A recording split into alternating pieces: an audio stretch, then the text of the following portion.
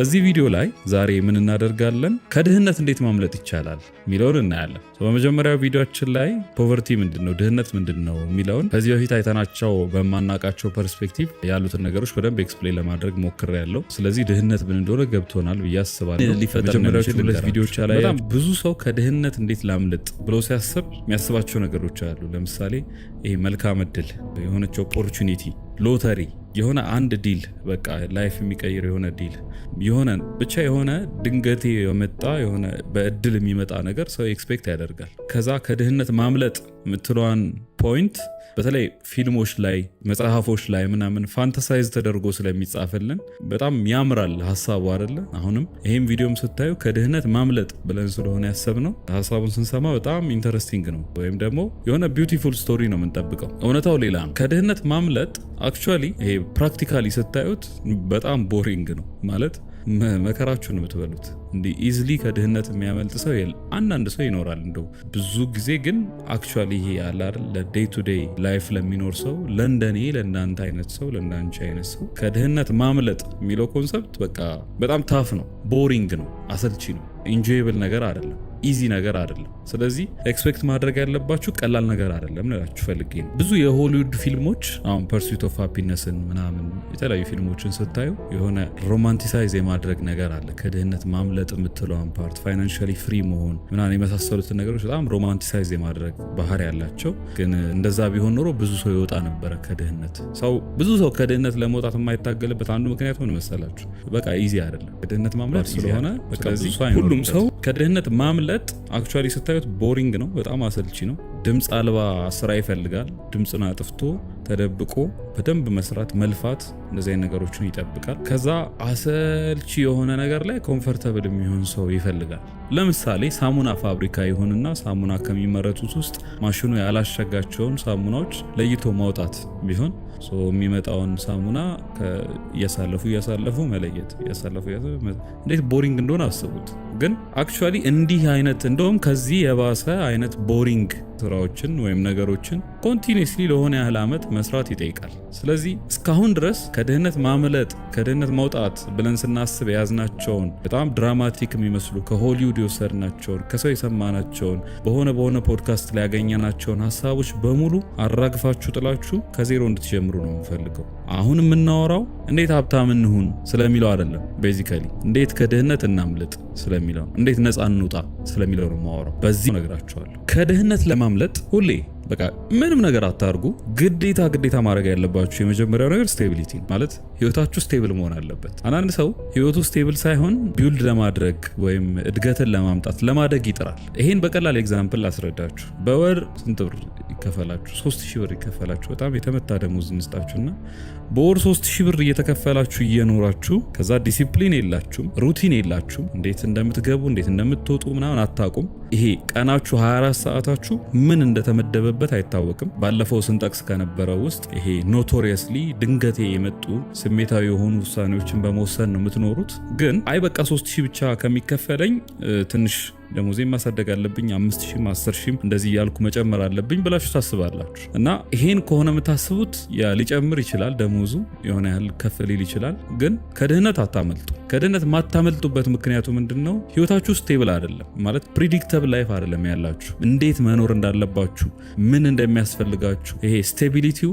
የተጠበቀ አይደለም። ስለዚህ በዚህ ምክንያት ኬኦስ ውስጥ ስለሆነ የምትኖሩት ወይም ውጥንቅጥ ውስጥ ስለሆነ የምትኖሩት ይሄ ውጥንቅጥ አዲስ የሚመጣውን ገንዘብ ራሱ ያስወጣችሁ። 10,000 ብር ደሞዙ ሲገባ 5,000 ብር የቤት ኪራይ መክፈል ትጀምራላችሁ እያለ ኤክስፔንሳችሁ እየጨመረ ነው የሚሄደው። ህይወታችሁ አይቀየርም ቤዚካሊ። ስለዚህ ሁሌም ከድህነት ማምለጥ የሚፈልግ ሰው መጀመሪያ ማድረግ ያለበት አሁን ባለው ደሞዝ፣ አሁን ባለው የኑሮ ሁኔታ፣ አሁን ባለበት ስራ ህይወቱ ስቴብል መሆን አለበት። ኮምፈርተብል አላልኩም፣ ልብ በሉ። ኮምፈርተብል እና ስቴብል ይለያያል። አሁን ባላችሁ ህይወት ተመቻችታችሁ መኖር፣ አሁን ያላችሁን ሪያሊቲ አክሰፕት አድርጋችሁ ከዛ አሁን ያለው ሪያሊቲ ላይ ኮምፈርተብል ሆናችሁ ተመችቷችሁ የምታደርጓቸው ነገሮች ወይም ደግሞ የነገ እድገታችሁ ምንም ሳያሳስባችሁ ዛሬን እያጣጣሙ መኖር ነው ኮምፈርተብል መሆን ማለት። ዛሬን ማጣጣማችሁ ሳይሆን ችግሩ ዛሬን የምታጣጥሙበት መንገዱ ነው ችግሩ። ያ ማለት ምን ማለት ነው? ዛሬን ደስተኛ መሆን አለባችሁ። በቃ ይሄ ሳይታለም የተፈታ ነው።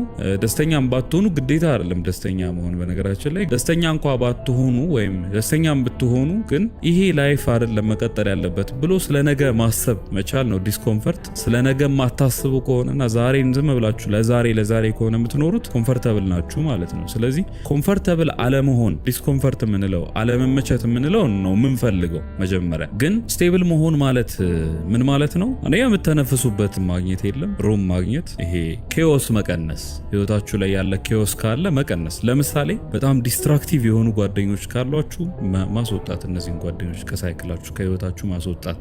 ኬኦቲክ የሆነ ኤንቫይሮንመንት ውስጥ ከሆነ የምትኖሩት፣ ለምሳሌ አሁን በ3000 ብር ደሞዝ ነው እያወራን ያለ ነው። ፕሮባብሊ 3000 ብር ደሞዝተኞች እዚህ ሀገር ይኖራሉ። እኔ አላቅም። በእርግጥ አሁን 3000 ብር ደሞዝተኛ ሰው ይኖር አይኖር አላቅም፣ ግን በ3000 ብር ደሞዝ የሚኖር ሰው ይኖር ይሆናል። ስለዚህ ነገሩን በጣም አወርደ ነው በ3000 ብር ደሞዝ እናወራውና በ3000 ብር ደሞዝ ቅዳሜ ክለብ የሚያስወጣ ጓደኛ ያለው ሰው እኔ ጤነኛ አይደለም። አንደኛ ክለብ መውጣት ምናምን ፐርሰናል ፕሪፈረንስ ነው። እኔ አልወድም፣ አልፈልግም። ባትወጡ ደስ ይለኛል። ግን ማለት በ3000 ብር ደሞዝ ደግሞ ሴንስ አይሰጥም። እና በዚች ደሞዝ ላይ ጠጥ ተጨምሮባት፣ በዚች ደሞዝ ላይ ሱስ ተጨምሮባት፣ በዚች ደሞዝ ላይ ሌትስ ሴ ክሬዚ የሆነች ገርል ፍሬንድ፣ በጣም ትልቅ አይነት ግብዣ የምትፈልግ ገርል ፍሬንድ ተጨምራበት አይመጣውም። በቃ አያዋጣችሁ። ስለዚህ ህይወታችሁ ውስጥ ያለው ዲስትራክሽን መቀነስ አለበት። ኬኦሱ ይሄ ረብሻው መቀነስ አለበት። ደሞዙ መጀመሪያ መረጋጋት አለበት። አሁን ለማደግ ሳይሆን መጀመሪያ መነሳት ያለባችሁ ለማረጋጋት ነገሩን የለም ሩም መፈለግ የምተነፍሱበት።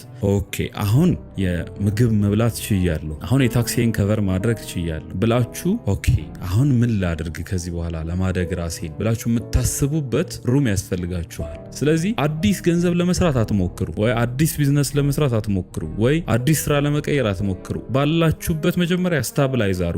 ማለት የ1000 ብርም ደሞዝ ይሁን የ10000 ብር የ100,000 ብርም ደሞዝ ይሁን ያላችሁ ነገር እንዲበቃችሁ አድርጋችሁ በዛ ሌቭል ለመኖር ሞክሩ። ምክንያቱም አሁን እየተከፈላችሁ ያለው ደሞዝ ዲዘርቭ የምታደርጉት ነው። በነገራችን ላይ ፕሮባብሊ ዲዘርቭ የምታደርጉት ነው። በቂ ስኪል ስለሌላችሁ፣ ስኪል ኖሯችሁ እንኳ ራሳችሁን በዛ መልኩ ፕሬዘንት ማድረግ ስላልቻላችሁ ሰዎቹ በቃ ይሄ ነው የሚከፈላችሁ ብሎ ያሰቡትን እየከፈሏችሁ ነው። ወይ ደግሞ አክቹአሊ ምንም አይነት ስኪል ስለሌላችሁ ለዛ ስኪል ለሌላችሁ ነገር የሚከፈላችሁ ደሞዝ ነው። ወይ ደግሞ ባላችሁ የስኪል ሌቭል እየተከፈላችሁ ያለ ነገር ሊሆን ይችላል። ስለዚህ እሱን ለመቀየር ከመታገል ይልቅ መጀመሪያ እዛው ባላችሁበት ስቴብል ለመሆን መሞከር። ይሄ ከሆነ የሚከፈላችሁ ለምሳሌ 10,000 ብር ከሆነ ደሞዛችሁ በ10,000 ብር ፍሬምወርክ ውስጥ ህይወታችሁ የተመጠነ መሆን መቻል አለበት። አንድ በጣም ኤክስፔንሲቭ ሬስቶራንት ገብቶ ከሚበላ ሰው ጋር ራሳችሁን ኮምፔር ማድረግ የለባችሁ። ወይም ሶሻል ሚዲያ ላይ የምታያቸው ምግብ ሪቪው የሚያደርጉ ሰዎችን ቀን ውሎ ተከትላችሁ እዛ ሬስቶራንት ውስጥ ራሳችሁን ማግኘት የለባችሁም። ወይም ደግሞ አነሰሰሪ የሆኑ ዲስትራክሽኖች ህይወታችሁ ውስጥ ካሉና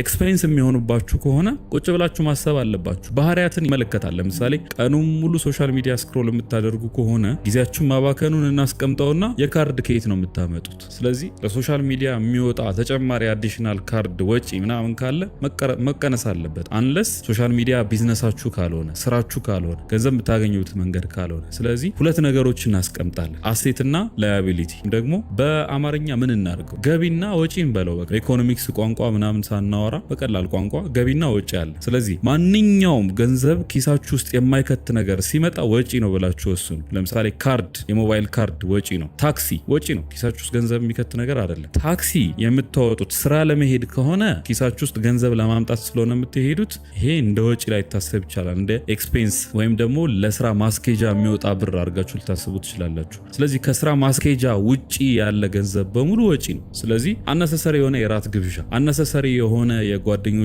ስብስብ እንደዚህ ካለ ይሄ ህይወታችሁን ኬኦቲክ እንዲሆን እንዳይረጋጋ፣ ስቴብል እንዳትሆኑ፣ አሁን ባላችሁበት በሁለት እግራችሁ እንዳትቆሙ የሚያደርጋችሁ ነገር ነው።